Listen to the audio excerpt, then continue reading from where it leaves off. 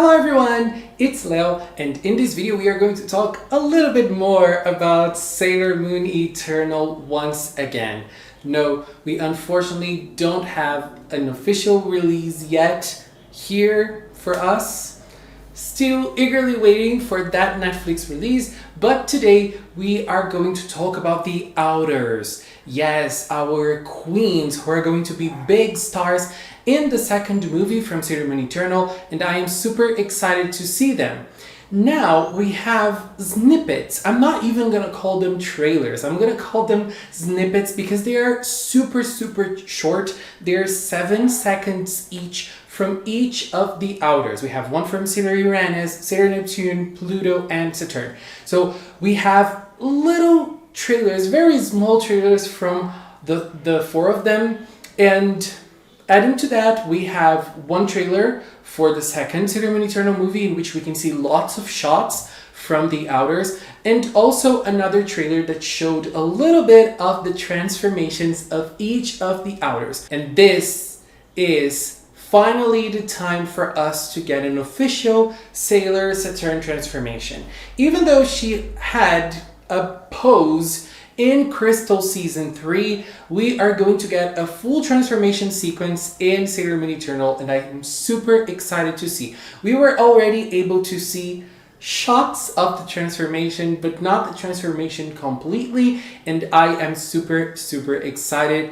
I obviously want to wait for the movie to be released so I can watch it in the movie itself and not on YouTube or something like that. I really want to have the full Sailor Moon Eternal experience. Now let's talk about each of the Outers and what we can see in those little trailers and snippets. Let's start with our queen, the most popular sailor, the most popular character right now in Sailor Moon, in Japan at least, Sailor Uranus.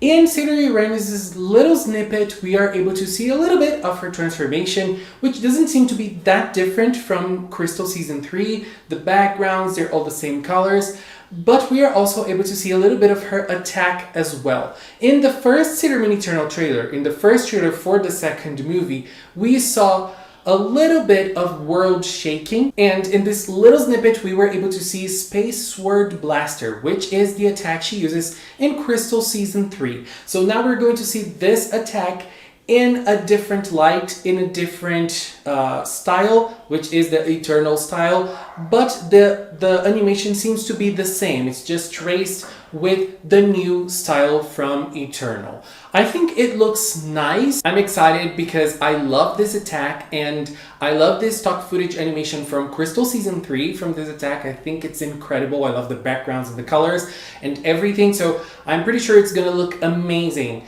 in Eternal. I mean, this trailer is so short, we were barely able to see it. Now let's go to Sailor Neptune. Michiru, our Sea Queen, the Sea Lord from the Sailor Moon universe, is slaying everything. In this little snippet, we are able to see a little bit of Deep Submerge, which is the same attack we saw in the Eternal trailer. Yes, they're showing both in both snippets, in the snippet and in the trailer, the same attack. And I think it looks nice. It doesn't look incredible, but it looks good. And one thing I'm really loving about her is the size of her hair. I think it looks incredible. And Sailor Neptune is looking stunning in Eternal. Actually, I think Sailor Neptune looks stunning in every rendition of Sailor Moon. No doubt about it. She always looks incredible. Now let's talk about Sailor Pluto. The Queen of Time is here, and girl, I love it. Talking about her transformation, one thing I really love about it is the tone of color they're going for her. In the 90s anime, they went for this lilac tone to represent her and to represent the symbol of Pluto, but now they're going for more of a wine tone, and I love it. This garnet tone, I think it matches her perfectly, especially at the ending scene of the transformation, the ending pose with the roses and everything and the beautiful background. It looks stunning. I am in love with it. And in the snippet, she uses the Dead Scream attack, which is simply iconic. And it's basically traced from the 90s, just like Deep Submerge and World Shaking from Saturn Uranus as well. But that screen looks incredible, incredible. One of the things I really like about this attack is the fact that she's surrounded by fog, by mist, and it looks intense, it looks crazy, and it's so fast. In the 90s, it was so fast, but like chaotic. This wind going around her. It was very, very beautiful, and I loved this moment so much. She used this attack in Crystal Season 3, but she just chanted the attack. She wasn't on screen when she did it. It was supposed to be mysterious, so we didn't really have an animation, and now we're gonna have an animation for it in Eternal, and I think it looks awesome. I just cannot wait to see Sailor Pluto shining again, because this woman deserves all of our love. Now talking about Sailor Saturn, my baby Hotaru, I am so happy she is finally getting a transformation. And honestly, those 7 seconds, they went by so fast, but they already made me freak out. When we talk about Sailor Saturn, in the manga, she has some attacks that were used, some of them were used in the 90s anime, but they never really had like a stock footage animation. And in Crystal Season 3, she had the beautiful That Reborn Revolution. I loved the way she used it. And now, in this saga, she has an attack called Silence Glaive Surprise. And I don't know if this is what we are seeing in this little snippet, because she is wielding her glaive at that scene, but I don't know if that's the specific attack or if it's something else. If it's the attack, I'm gonna be a little disappointed, because I think Sailor Saturn deserves a beautiful attack with background and everything, and she is getting something akin to the Inners, who have attacks in this saga with a black background. Or maybe no background at all, like maybe we're not actually seeing the background that she is in at that moment in the story. Maybe it has no background at all. It's supposed to be the regular background that they're in. So I don't really know how they're gonna go. If it's actually the attack, I'm gonna be a little disappointed, because I've been waiting for this as well, just like the transformation, since the 90s. And in the 90s we didn't have, and now we don't have either. This is gonna be sad. But I read from someone who went to watch the movie in Japan, they said that all the Saturn scenes in the movie are incredible. So girl, I'm excited for that. Also, another interesting thing about her is the transformation scene. Kotono Mitsuishi, the voice of Sailor Moon, the legendary voice of Sailor Moon, said in an event in Japan that Sailor Saturn's transformation, like the start of her transformation, in which we can see was based on the position that the baby stays inside the womb. So I found this very beautiful, because it has a lot to do with Hotaru and her story in Sailor Moon, and I really liked this idea. I think they nailed it with this reference.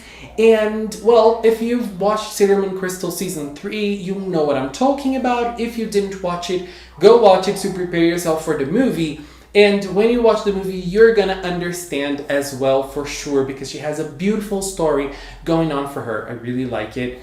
I think I'm biased here, honestly. Okay, so as we talked about the transformations and the attacks, let's talk about a little mistake that the production team made in Sailor Moon Eternal with Sailor Uranus' transformation.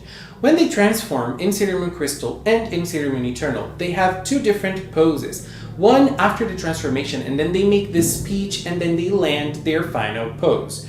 So in Sailor Uranus' case, she has two different poses. In the first one, we had a loss in collaboration. In the second, we had the loss of collaboration in the first movie, and then we had one for the second movie too. You buy small coffee cups and you get a picture from Sailor Moon Eternal. And when they revealed the pictures you would get for the second movie, the fans quickly noticed that there was something wrong with Sailor Uranus' picture. The background wasn't Uranus. It was Jupiter's background. Yes, This in the first pose she makes before her speech. And then after the speech, we have another pose in which the planet is correct. It's Uranus behind her. It's very beautiful. But the first pose was just like that, and it was wrong. So the Lawson collaboration quickly updated the picture and they changed it to the second pose, both for her and Neptune, even though there was no mistake in Neptune's picture. But the Sailor Moon staff posted on the Sailor Moon Eternal website that they didn't notice they made this mistake. They only noticed when the fans pointed it out in the Lawson collaboration. So they asked for forgiveness and they said they wouldn't have time to update it for the movie release because the movie was already done for it to go to the cinemas. Yes, the cinema has this mistake in it, and it's gonna stay that way. Probably will be corrected in the Blu-ray version in the Blu-ray release of the movie. We don't have a date yet, but we will probably get one. We will obviously get one. They take time, but they happen. And this is a thing I said in my previous video about Sailor Moon Eternal when we talked about the details and some of the other things about the second movie. This movie was done in a rush.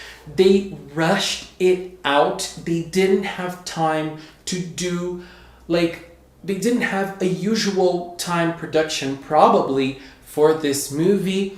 We know when the character designs were ready for it, they probably rushed it a lot. We also had the pandemic last year and things must have been chaos. In a very bad way, obviously.